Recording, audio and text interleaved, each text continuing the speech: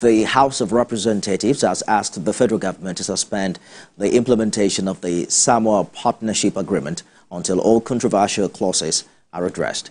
And this is on a day the lawmakers moved to probe the return of food scarcity in parts of the country. National Assembly correspondent Joke Adisa reports.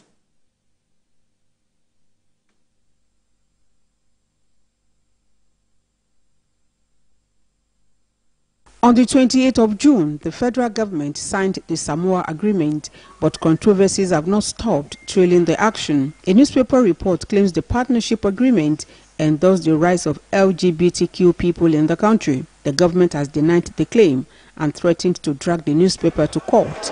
Honorable colleagues, the agreement tops legislative business in the House of Representatives as 88 members sponsored a motion to compel the government to suspend the implementation of the agreement. They say the controversies surrounding the agreement must be ironed out. Article 2.5, 29.5, 36.2 and Article 88 in the Samoa agreement that was signed by the federal government may be inimical to the interests of Nigeria as a country. We cannot continue to engage in contrived way of governance.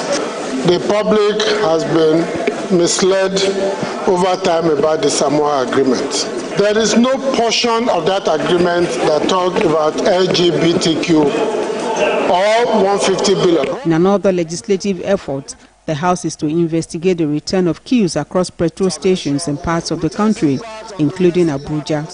There is also the allegation of product unavailability to marketers from NFPC retail, endless shifting of timelines for refinery rehabilitation, the nefarious activities of petrol depot which have affected product distribution and caused scarcity.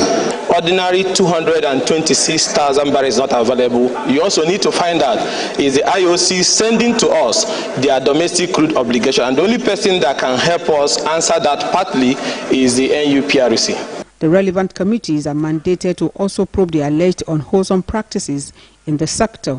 A bill seeking to create additional seats for women at the state and national assemblies, sponsored by Deputy Speaker Benjamin Kalu, passed second reading. Members expressed divergent views on the bill before it scaled through. The bill is referred to the Harder Committee on Constitutional Review, chaired by Deputy Speaker, for further legislative action.